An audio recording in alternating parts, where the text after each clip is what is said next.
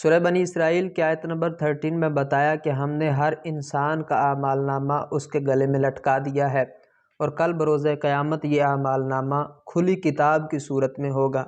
بندے سے کہا جائے گا کہ اپنا اعمال نامہ پڑھ کہ آج احتساب کے لیے تو ہی کافی ہے۔ تو جس نے ہدایت اختیار کی تو اس کا فائدہ اسی کو ہے، اور جس نے گمراہی اختیار کی تو اس کا وبال اسی پر آئے گا، اور کوئی بھی بوجھ اٹھانے والا کسی دوسرے کا بوجھ نہیں اٹھائے گا۔ اور فرمایا کہ ہم اس وقت تک کسی کو عذاب نہیں دیتے کہ جب تک اتمام حجت کے لیے اپنے رسولوں کو نہ بھیج دیں۔ پھر اگلی آیات میں اللہ تعالیٰ نے قانون قدرت بتایا ہے کہ جب ہم کسی قوم کو ہلاک کرنے کا ارادہ کرتے ہیں تو ہم اس قوم کے عیش و عشرت کے دل دادہ لوگوں پر اپنے احکامات بھیجتے ہیں، پھر وہ ان احکامات کی نافرمانی کر کے عذاب کے مستحق ٹھہرتے ہیں، پھر ہم ان کو تباہ و برباد کر دیتے ہیں۔ اس کے بعد اللہ تبارک و تعالیٰ نے سورہ بنی اسرائیل کے اندر اپنی عبادت کا حکم دیا، اور پھر آداب معاشرت، اسلامی اخلاق و آداب پر زور دیتے ہوئے فرمایا وَقَضَىٰ رَبُّكَ أَلَّا تَعْبُدُوا إِلَّا إِيَّاهُ وَبِالْوَالِدَيْنِ إِحْسَانًا۔ اس آیت مبارکہ میں اللہ تعالیٰ نے پہلے اپنی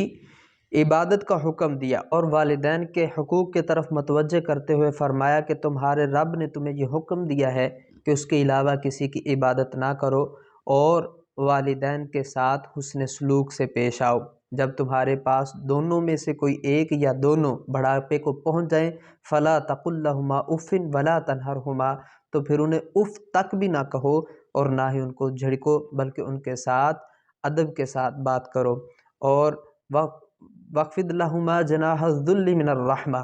اور ان کے لیے عاجزی، انکساری اور رحم دلی کے جو ہے وہ بازوؤں کو پھیلائے رکھو۔ وَقُلْ رَبِّ ارْحَمْهُمَا كَمَا رَبَّيَانِي صَغِيرًا، اور اس طرح دعا کرتے رہو کہ اے پاک پروردگار عالم، ان دونوں پر تو ایسے ہی رحم کر کہ جیسے بچپن میں انہوں نے میری رحم دلی کے ساتھ پرورش کی ہے۔ سبحان اللہ، اللہ تبارک و تعالیٰ نے اپنی عبادت کے فوراً بعد والدین کے ساتھ حسن سلوک کا درس دیا ہے۔ یہ بات یاد رہی ہے، حدیث پاک میں آتا ہے نبی کریم صلی اللہ علیہ وسلم نے ارشاد فرمایا کہ بندے کا رزق اس وقت تک منقطع نہیں ہوتا کہ جب تک وہ اپنے والدین کے لیے دعا کرنا نہ چھوڑ دے۔ تو معلوم ہوا کہ والدین کے لیے دعا کرنے سے رزق میں اضافہ ہوتا ہے، برکت ملتی ہے، اور یہ واقعی بات آزمائی ہوئی بھی ہے کہ جب تک والدین کے لیے دعا کی جاتی ہے تب تک اللہ رزق میں برکت عطا فرماتا ہے۔ دوسری حدیث پاک میں آتا ہے نبی کریم صلی اللہ علیہ وسلم نے ارشاد فرمایا کہ جس نے اپنے والدین کے چہرے کی طرف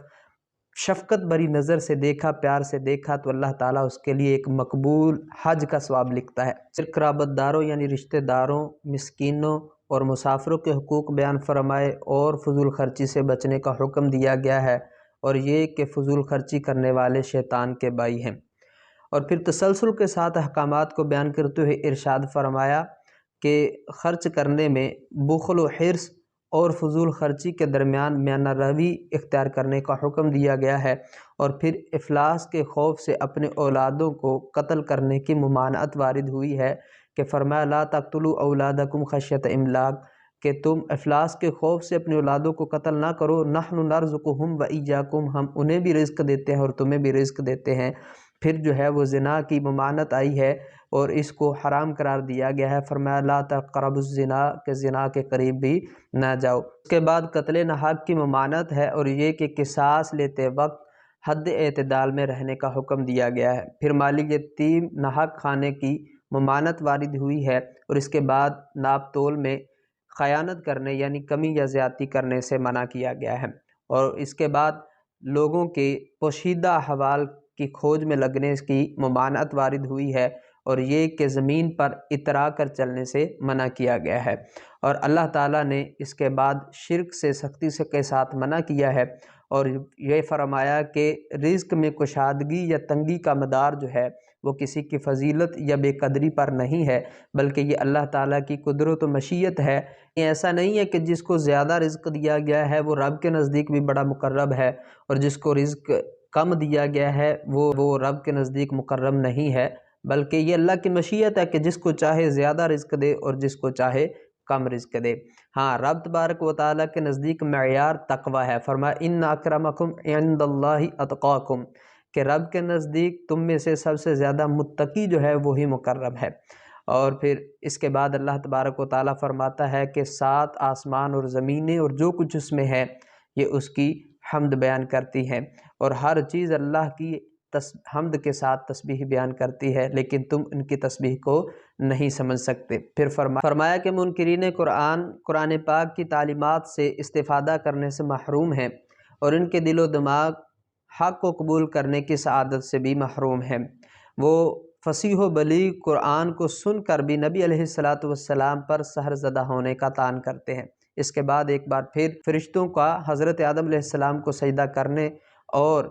شیطان کے انکار کا ذکر ہے، اور یہ کہ اللہ کے نیک بندوں پر شیطان کا کوئی داؤ نہیں چلے گا۔ پھر اللہ تبارک و تعالیٰ نے بنی آدم کی عزت و تکریم کا بیان کیا ہے کہ اس نے بنی آدم کو اپنی بہت ساری مخلوق کے اوپر جو ہے وہ فضیلت عطا کی ہے۔ پھر اشارتاً 5 نمازوں کا بیان کیا گیا ہے، اور نماز فجر کی فضیلت اور تہجد کی ترغیب دلائی گئی ہے، اور نبی کریم صلی اللہ تعالی وسلم کے لیے مقام محمود یعنی مقام شفاعت کبریٰ کے عطا کیے جانے کا بیان ہے۔ حدیث پاک میں آتا ہے، حضرت جابر رضی اللہ تعالیٰ عنہ سے روایت ہے، نبی کریم صلی اللہ تعالیٰ علیہ وآلہ وسلم نے ارشاد فرمایا، جس نے اذان سن کر یہ دعا کی، اللہم رب هذه الدعوة التامة والصلاة القائمة آت محمدا الوسيلة والفضيلة والدرجة الرفيعة وابعثه مقاما محمودا الذي وعدته وارزقنا شفاعته يوم القيامة، تو میری شفاعت اس کے لیے حلال ہو گئی۔ فرمایا وَقُلْ جَاءَ الْحَقُّ وَزَهَقَ الْبَاطِلُ إِنَّ الْبَاطِلَ كَانَ زَهُوقًا، فرماؤ کہ حق آیا اور باطل مٹ گیا، اور باطل کو مٹنا ہی تھا، یعنی اسلام آیا اور کفر مٹ گیا۔ خلاصہ یہ کہ حضور صلی اللہ تعالی وسلم کی تشریف آوری ہوئی تو نور آیا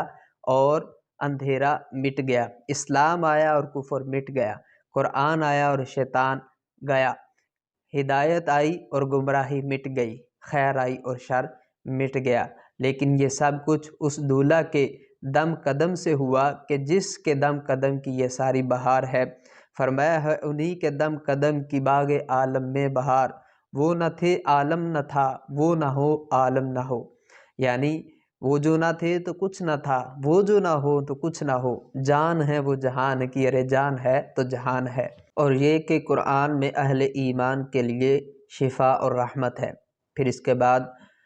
اس امر کا بیان ہے کہ اللہ تعالیٰ نے فرمایا کہ یہود نے نبی کریم صلی اللہ تعالیٰ علیہ وآلہ وسلم سے روح کے بارے میں سوال کیا، تو اللہ تعالیٰ فرماتا ہے، اے محبوب آپ فرما دیں کہ روح میرے رب کے امر سے ہے، اور تمہیں بہت تھوڑا علم دیا گیا ہے۔ اس سے بتانا یہ مقصود تھا کہ جن چیزوں کی حقیقت جاننے پر ہدایت اور نجات موقوف نہیں ہے، ان کے در پہ ہونے کی بھی ضرورت نہیں ہے۔ اس کے بعد اللہ تبارک و تعالیٰ نے کفار مکہ کے ناجائز مطالبات کا ذکر کرتے ہوئے فرمایا کہ انہوں نے کہا کہ ہم اس وقت تک آپ پر ایمان نہیں لائیں گے جب تک آپ ہمارے لیے زمین سے کوئی چشمہ جاری نہ کر دیں، آپ کھجوروں اور انگوروں کے باغات کے مالک بن جائیں کہ جن کے نیچے نہریں بہہ رہی ہوں، یا پھر آپ ہمیں جس عذاب سے ڈراتے ہیں وہ لے آئیں، یا آسمان کو ٹکڑے ٹکڑے کر کے ہمارے اوپر گرا دیں، یا پھر اللہ اور فرشتوں کو ہمارے سامنے بے حجاب لے آئیں،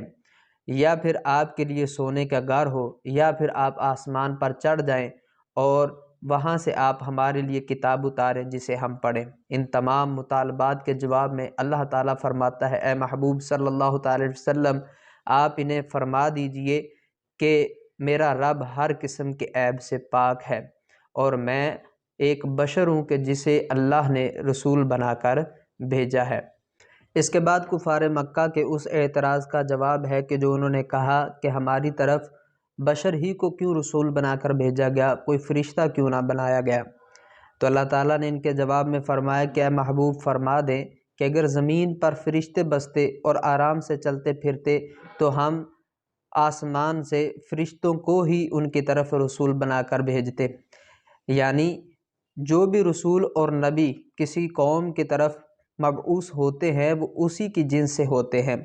اور اس کے بعد یہ بھی بتایا گیا اس آیت مبارکہ کے اندر کہ منکروں کو ان کے منہوں کے بل اندھا، گونگا اور بہرا کر کے اٹھایا جائے گا، اور ان کا ٹھکانہ جہنم ہے۔ قرآن پاک کو بتدریج یعنی تھوڑا تھوڑا کر کے نازل فرمانے کی حکمت بتاتے ہوئے ارشاد فرمایا کہ رسول ان پر ٹھہر ٹھہر کر پڑھیں تاکہ ان کو قرآن سمجھنے میں آسانی ہو۔ مشرکین مکہ یہ اعتراض کرتے تھے کہ کبھی تم اللہ کہتے ہو، کبھی تم رحمان کہتے ہو، ہم تو کسی رحمان کو نہیں جانتے۔ تو اللہ تعالیٰ نے فرمایا محبوب ان سے فرما دیجئے کہ تم معبود برحق کو خواہ اللہ کہو یا رحمان کہو، تم اس کو جس بھی نام سے پکارو سب اسی کے نام ہے۔ اور پھر اس سورت کی آخری آیت میں فرمایا کہ اللہ کی نہ کوئی اولاد ہے اور نہ ہی اس کی سلطنت میں اس کا کوئی شریک ہے اور نہ ہی اسے کسی مددگار کی حاجت ہے۔